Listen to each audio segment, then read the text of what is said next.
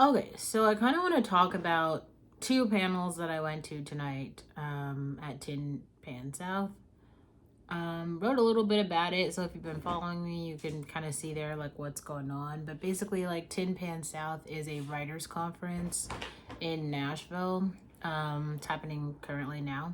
Lots of people are in town for that reason, and so I went to a legislative panel this morning where we talked a lot about like artificial intelligence.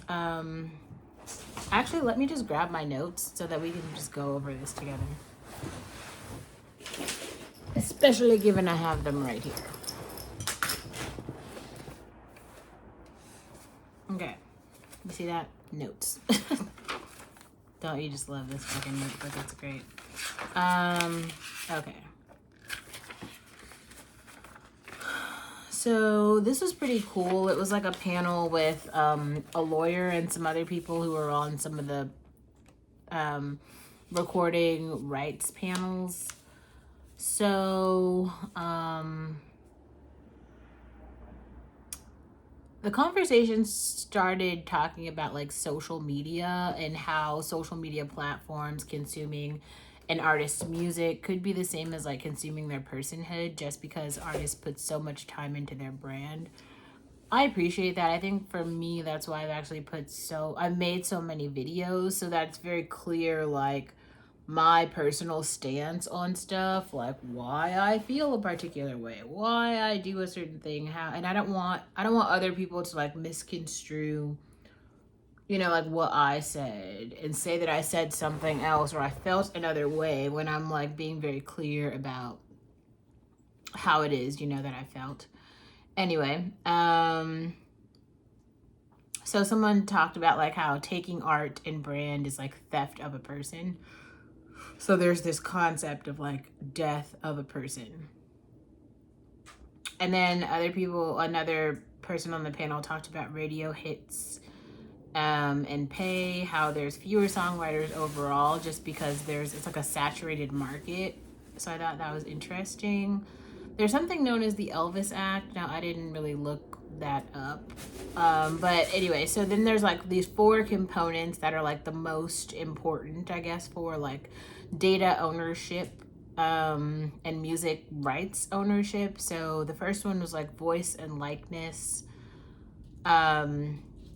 So that's kind of like how, you listen to an artist and immediately like that it's them. So if an AI model just trains on a bunch of their songs and then produces something that's exactly like the thing that this artist to be, that's an AI model taking an artist's voice and likeness, and that's obviously not okay.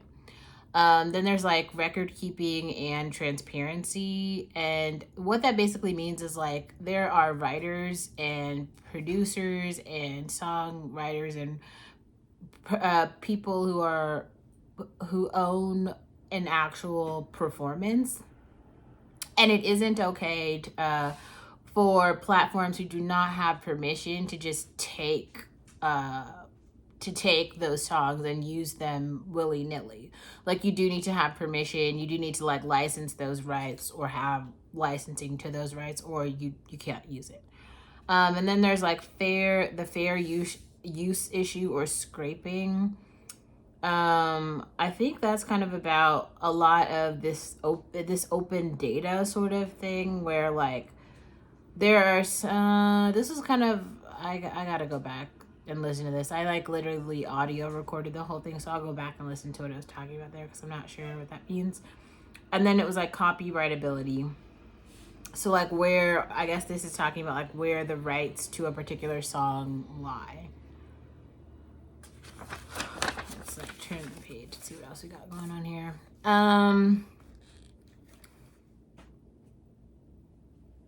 Then there's this other idea of like the 4 P's: permission, payment, proof, and penalties.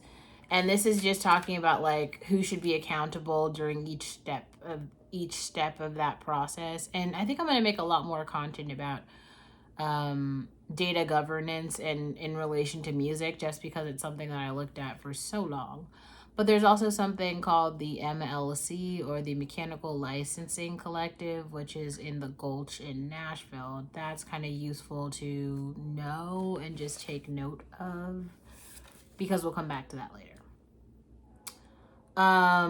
Something I thought was interesting is the TikTok ban bill, which is like literally in Congress right now. It looks like it passed 50-0, so people are voting to just ban TikTok.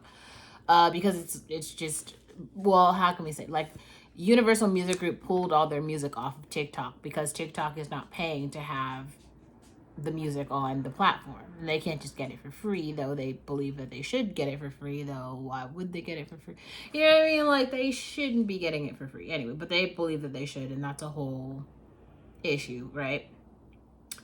And then we've got, wait,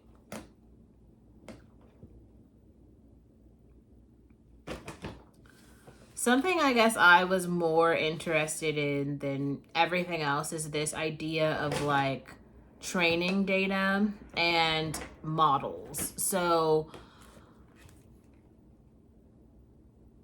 there are certain apps, okay, that end users are consuming, and those apps are some of them are like generating new songs based on like no, so that's really nice.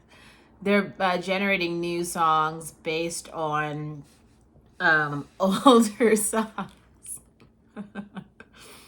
And or no, there's a whole bunch of data, like musical data, like musical songs that are going into a model to create. It really depends on the platform here as to what the end user like is trying to get, but depending on which app you're trying to use and what it is that you're like, let's say you're trying to just get, basically you're trying to generate kind of a country song or whatever, you could just input a whole bunch of like country songs and the kind that you like into a model, and then produce something that's similar in sentiment and lyrics and feel to the training data that you input.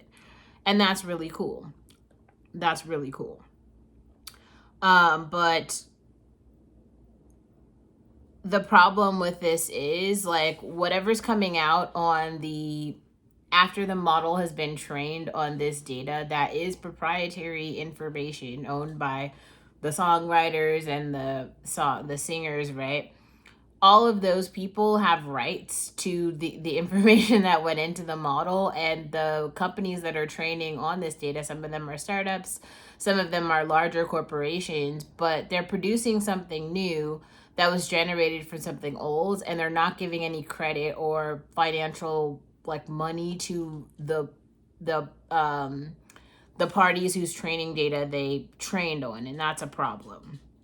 And so what end users or owners, like music writers, singers, artists, are saying is like, we want to know if you used our stuff in your training set, because then we should basically be getting paid for it, okay? And we should be like, we deserve to know. And that's true, they do deserve to know. You can't just like take somebody's shit and be like, oh yeah, well, I'm gonna use it now and I'm producing something new, so it's all good. Like, no, it's actually not all good. Like, you do need to tell someone if you're like using their stuff and producing something new with it. Like, it isn't okay.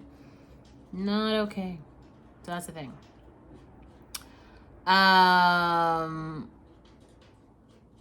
Yeah.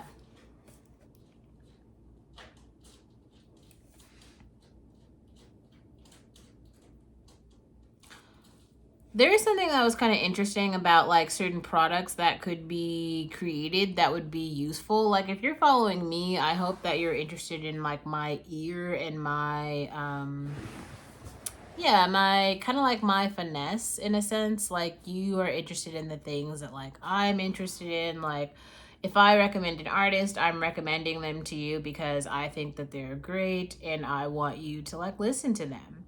But you know, if you listen to another creator, they're going to recommend a different artist, and that's because we're different and we have like different tastes in music and things like that. And I think that that's all good, and I think that that's fair. But the point of having like college radio stations and like coffee indie playlists and things like that is for you to get introduced to like new artists and new songs, because discovery is like actually extremely hard, and the algorithms don't do a very good job of introducing newer artists or newer music in terms of discovery.